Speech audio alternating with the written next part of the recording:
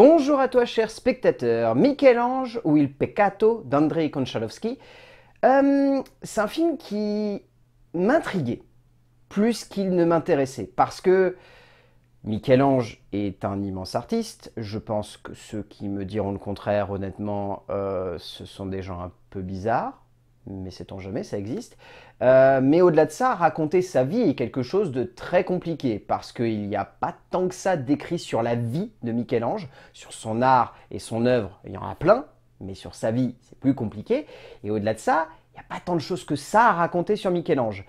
Mais voir un film se centrer sur une partie de sa vie, chose qui est à la mode en ce moment, pourquoi pas? Le résumé pour faire simple, Michel-Ange est connu comme l'un des plus grands artistes de l'histoire italienne, un homme ayant bâti une partie de ce que l'on estime comme la plus grande époque des Médicis. Mais lorsque ceux-ci sont arrivés au pouvoir, Michel-Ange s'est retrouvé dans une situation difficile.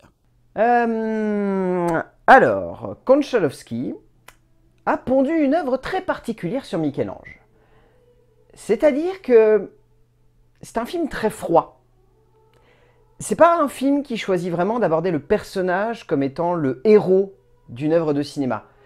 Michel-Ange traverse cette œuvre de cinéma, place un portrait assez bizarre de sa personne, parce qu'on sent que le metteur en scène russe a envie de parler de l'homme derrière l'artiste et de ce qu'a pu être Michel-Ange aux yeux de beaucoup de personnes, c'est-à-dire visiblement un être assez détestable, qui abusait de beaucoup de choses, qui était complètement fou, qui était paranoïaque et qui a facilement sombré dans la folie dans la fin de sa vie. Et le film traite très bien de ça. Manque de peau, c'est assez long, le film fait pas loin de 2h15, et au milieu de tout ça, en tant que spectateur, on est un peu perdu. Parce que même si on trouve l'œuvre assez intéressante, on ne peut pas s'empêcher d'avoir l'impression que c'est très long, que c'est bizarre, très atypique. Mais pour autant, j'ai été fasciné par le long métrage du cinéaste russe. J'ai pas pu m'empêcher d'avoir l'impression que Konchalovsky, il allait dans une direction où l'œuvre, même si elle était étrange et parfois complètement surréaliste, elle était belle, elle avait un vrai propos, un vrai message, une vraie forme, et j'étais vraiment fasciné par celle-ci. Et oui, il y a beaucoup de choses à remettre en question face à l'œuvre de Konchalovsky, mais j'ai pas pu m'empêcher d'avoir l'impression qu'il y avait un parti pris, qu'il y avait une forme, et que ça avait de l'impact sur moi. C'est pas toujours juste, mais ça a de l'impact. Difficile de se concentrer uniquement sur un fragment de la vie d'un grand homme. Et pourtant, comme je l'avais évoqué lors de la sortie de De Gaulle, nombreux sont les auteurs à chercher justement à plus se centrer autour de cette conception de la grande figure face aux affres de la petite histoire dans la grande.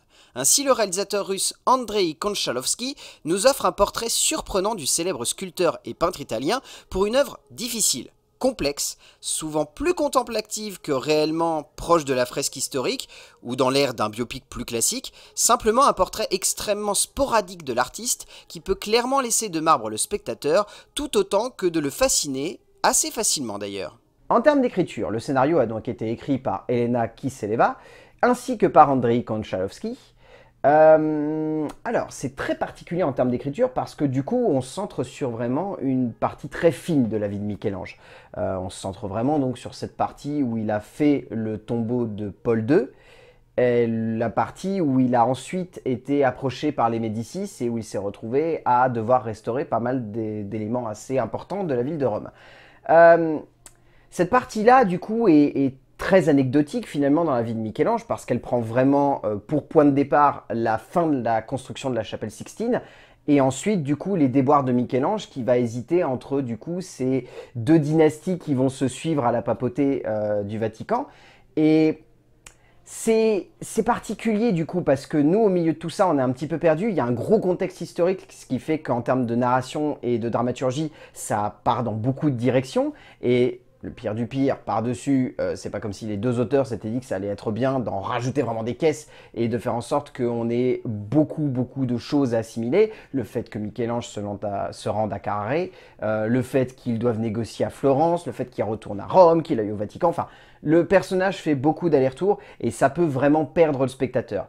Pour autant, ce qui est intéressant, c'est que le traitement du personnage de Michel-Ange permet au spectateur quand même de s'accrocher à une vision du personnage. Et donc du coup, de se laisser embarquer par tout ça et d'avoir la sensation quand même de suivre un fil rouge. Parce que vraiment, le but est de montrer à quel point Michel-Ange était quelqu'un de perdu, à quel point Michel-Ange était quelqu'un qui était entouré par des gens qui l'appréciaient, mais que lui était incapable d'apprécier parce qu'il était paranoïaque et à moitié fou. Et au-delà de ça, l'idée principale de l'écriture est avant tout de montrer Michel-Ange comme étant quelqu'un de tellement atypique et de tellement génial qu'il était incapable de rentrer dans la moindre case. À tel point qu'il tentait des choses complètement folles, comme demander à des gens de s'occuper d'un bout de marbre qui soit de la taille d'un monstre, comme il s'amuse à l'appeler, quitte à risquer la vie de plusieurs hommes. Et toute cette idée-là va driver le film. C'est-à-dire que l'écriture va constamment chercher à mettre en relief Michel-Ange par rapport à l'environnement dans lequel il se trouve. C'est pas toujours très juste, c'est par moments assez déstabilisant, par d'autres on est complètement perdu parce qu'il se passe plein de choses, mais dans l'ensemble ça reste assez intéressant comme vision parce que ça permet de traiter réellement l'homme avant l'artiste. Konchalovsky et Kiseleva nous offrent un portrait qui se veut avant tout être une réflexion sur l'homme avant l'artiste, sur celui qui voulait trouver sa place au cœur de la transition entre les Della Rovere et les Médicis, plutôt que celui qui voulait révolutionner la peinture et la sculpture par des projets trop ambitieux et dingues. Par le biais de cette position, les deux auteurs placent une situation, une position, une narration et une dramaturgie qui placent le spectateur comme un témoin de la déchéance de l'homme derrière l'artiste. Car il sera difficile pour celui-ci de pleinement s'accrocher à Michel-Ange, tant cet homme est souvent dépeint soit comme un fou, soit comme un profiteur, soit comme un pervers. En termes de mise en scène, le cinéaste russe a vraiment une forme très particulière. J'ai vu beaucoup de gens le comparer à Tarkovsky, ce qui est plutôt justifié parce qu'il y a un peu ce style très contemplatif qui veut vraiment mettre en avant les décors dans lesquels se trouvent les personnages, l'ambiance, construire vraiment des crescendo émotionnels qui vont durer et qui vont avoir de l'impact sur le spectateur, et le tout bercé par une musique qui soit vraiment de l'ordre du tout petit bruit en fond et qui prenne pas tant que ça de place à l'écran. Ça se comprend. Ça se justifie même parce qu'il y a un travail de reconstitution, de décors, de costumes, etc. qui est absolument saisissant sur ce film. Dans le genre grande fresque de cette période-là, c'est absolument génial parce qu'on est vraiment fasciné par ce qui se passe à l'écran. Et moi, personnellement, j'étais vraiment en train de me dire, même dans les moments où je trouvais le film long, que c'était beau et que c'était minutieux et que c'était intelligent dans toute sa construction graphique et visuelle. Et là-dessus, Konchalovsky, il a vraiment conçu un long métrage qui est splendide. Visuellement, c'est un long métrage devant lequel on va être complètement fasciné, où on va se dire c'est beau, c'est enivrant, on se laisse embarquer dans une espèce d'épopée cinématographique qu'on n'a plus tant que ça l'habitude de voir, parce que la plupart du temps maintenant, lorsqu'on a envie de faire des épopées cinématographiques qui se passent dans ce genre de période, on essaie de faire des trucs hyper minimalistes ou assez simples, ou qui ont tendance à être dans 3-4 décors pour éviter d'avoir trop d'envergure à l'écran et donc trop de travail. Et là, voir un cinéaste se donner corps et âme pour faire en sorte que ça soit le plus grandiose possible, le plus impressionnant et le plus intense à voir à l'écran, bah, ça fait du bien tout simplement.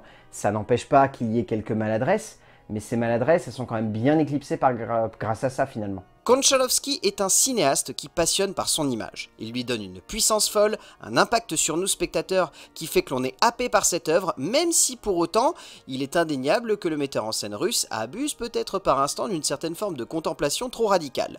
Pour autant, cette contemplation donne lieu à un visuel et une esthétique qui détonnent clairement du genre, et qui donne lieu à un moment de cinéma où il sera difficile de simplement rester juste spectateur de cette œuvre, mais d'également chercher à comprendre comment le metteur en scène réussit à donner lieu à une œuvre dont la puissance graphique impacte complètement notre œil sur le personnage. En termes de casting, déjà je trouve que Jakob Diel dans le rôle de Pépé est très bon, je l'ai trouvé vraiment excellent et il a une très belle interprétation du personnage.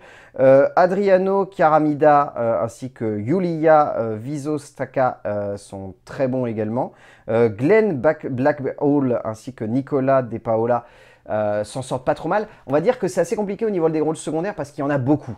Et la plupart, ils ne sont pas hyper présents à l'écran. Hormis Jakob Diel qui pour lui est vraiment très présent parce qu'il a un vrai personnage secondaire. Les autres apparaissent de manière très sporadique à l'écran. Le film ressort vraiment par le biais de son interprète principal parce que lui, ça faisait longtemps que je n'avais pas vu une telle interprétation pour un tel personnage parce que l'acteur, au-delà de se donner à fond, se donne littéralement corps et âme pour Michel-Ange. et c'est assez saisissant à regarder. Alberto Testone est un génie. Sa prestation de l'artiste est totalement folle. Il parvient à le transcender, à lui donner une posture complètement juste pour un moment de création et d'interprétation radicale et fou. Au bout du compte, Michel-Ange ou Il Peccato est un film que j'ai trouvé particulier, mais très intéressant à regarder. C'est pas une œuvre devant laquelle je vais ressortir unanime en me disant c'est fantastique, c'est grandiose, c'est intense, c'est puissant. Non, c'est assez maladroit. Il y a pas mal d'instants où le long métrage se perd dans sa démarche. Il y a quand même quelques idées. C'est tenu par un metteur en scène qui sait exactement dans quelle direction mener son film. L'écriture est un petit peu plus floue, mais pour autant, elle a une vraie démarche d'interprétation du personnage de Michel-Ange. Donc ça fait que ça nous emmène du début à la fin et on reste quand même passionné par ce qui se passe. On pourra toujours remettre plein de choses en question, mais pour moi, Michel-Ange de Andrzej Konchalovsky est une œuvre de cinéma assez monumentale, vraiment imposante, qui prend vraiment aux tripes, qui fascine même par instant et qui devrait vous suffire à vous pousser de le voir en salle. Je sais que le format de 2h15 est un petit peu long, mais ça vaut le coup d'œil quand même. Même si c'est un poil long par instant, ça vaut quand même bien le coup d'œil parce que c'est une œuvre démentielle en termes de conception et de graphisme. A plus!